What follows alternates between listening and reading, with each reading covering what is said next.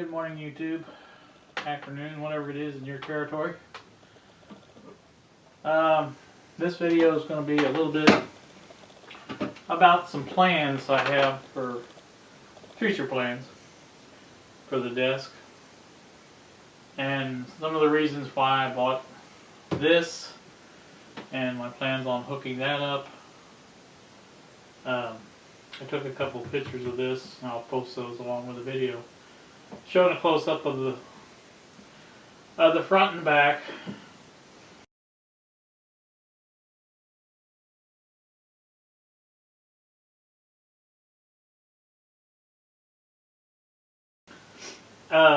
The reason I bought this particular amplifier to use here as a test bench is largely because of the inputs. It has tape in and out, tuner, which basically is auxiliary, use it for whatever you need, and it has phono. But the unique thing about this particular one is you can use it with a ceramic or magnetic cartridge phono as a switch. You just switch that back and forth and you have one hookup for it, which is handy, I think. That way you can work on different kinds of turntables, and you don't have to, it's one hookup. It's all done.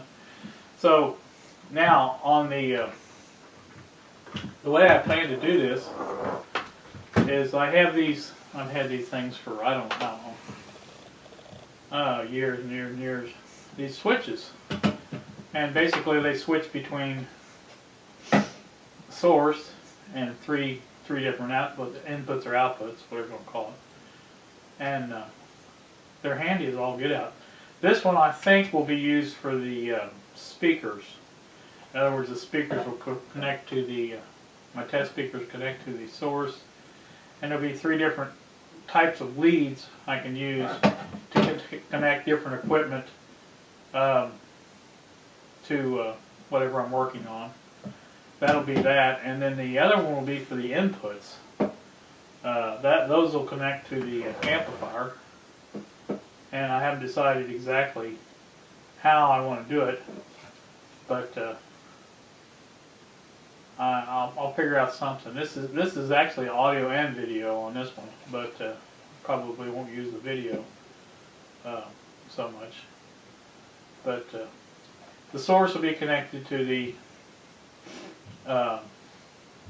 input, which will probably be the tuner input, because that's going to be the most commonly used. And I haven't decided exactly how I'm doing it, but anyway, those will come in handy. You just, instead of having to disconnect wires each time you work on something, you just press a button, it's done. So that'll be cool. So now that's the reason I bought this, and that's the plans. I have several phono plugs coming. I bought 10 of them. Turns out it was, I think, Chinese origin, because it's taken so long to get here. But I bought them off Amazon, but like I said, those are on the way, and once I get those, I can hook up the wiring like I want to do it, and all the wire from the speakers will be behind there and come up through the back, so it'll be hidden. I'm not sure exactly where I'm going to put these. I'm thinking one there maybe, and maybe one there, or one there. Keep them kind of out of the way. So anyway, those are the reasons I bought those. Now on to this. I have to readjust my camera a little bit here. Okay, now that space there, you can see, is goes down to the floor. That space there, I'm going to try to find a shelf, maybe with 2 or 3 shelves on it, to sit there, and the amplifier, for one thing, will be mounted to that shelf, so it'll be handy to get to, and so that's one of the reasons I left it like that instead of centering the desk in between. I wanted enough room on one end to where I could put a shelf in. And also I have a difficult to see here because I don't have it in here, but one of those magnifying lights that's on a arm that can be positioned almost anywhere on the desk. And I'll probably mount that to the shelf too, because there's no really good place to mount it on that desk.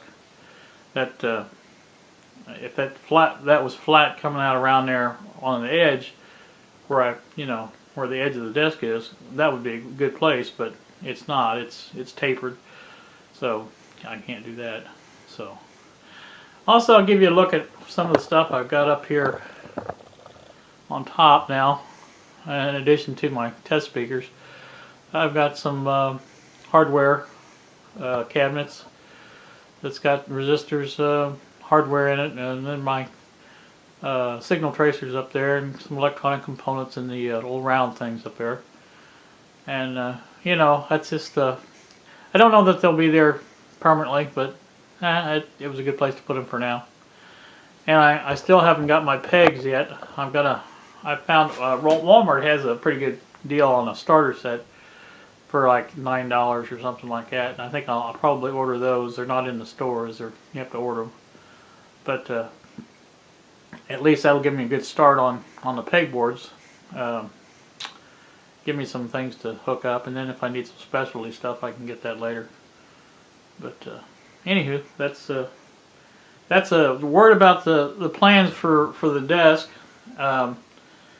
Also, I'm going to break this video here in a second, and I'll take you on or bring in some other stuff to show you. So hang in there. Okay, one of the first projects I want to do here on the bench is this Fisher turntable. I bought this off eBay. It was basically brand new in the box. Person that bought it didn't use it and wanted kind of a ridiculously low price for it, so I bought it. And I ended up using it quite a bit to digitize a lot of my records. And since then I basically put it up on a shelf somewhere. And some way the needle, I'm not sure how it happened, and I'm not blaming anyone in particular, but I know it's hard to see, but the needle is totally bent. It can't be straightened. It's just, anyway. That'll be a project to replace that. And also somewhere along the line, the hinges for this got lost. And for the desk cover. And I think what I'm going to do is find a set of metal hinges, cabinet hinges or something like that, mount that to the back of there and to the bottom. I think I can find something to fit that. May just cut these off if they don't come off another way. And just so I can have it where it's hinged still. It's not an expensive turntable or anything like that, but it'll be good for a test turntable to use with whatever. Also, let's see. Set that aside. Let me get one more thing here. I'll edit this out. My grandson went to college last year and took my little netbook with him, my little HP Mini 311 netbook. And fine and dandy, I didn't care if he used it. But when he came back, there was a slight problem with it.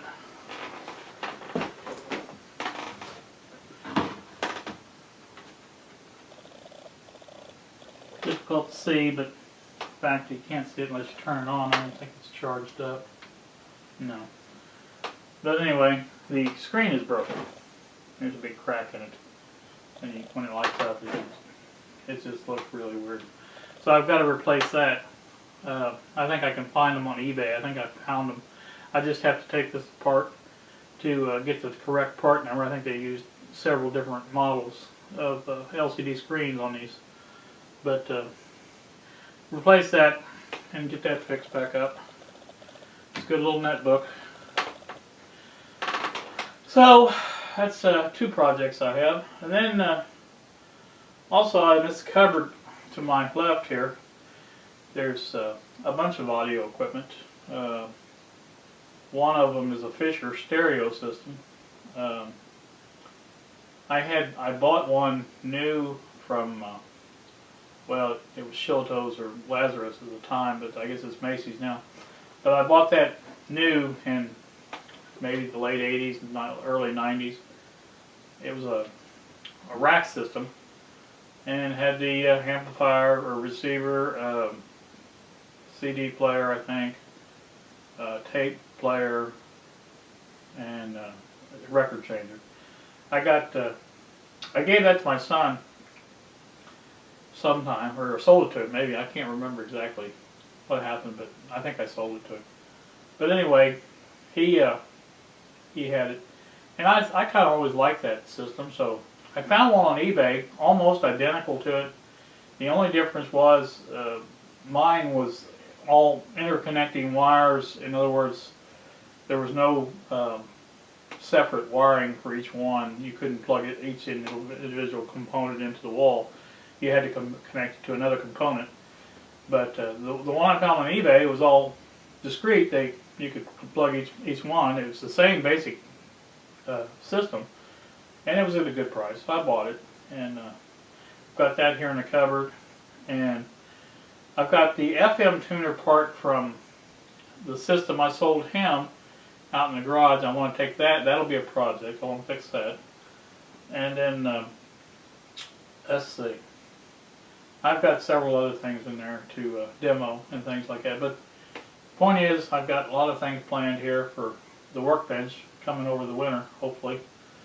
And just want to give you a little heads up on what's to come, hopefully.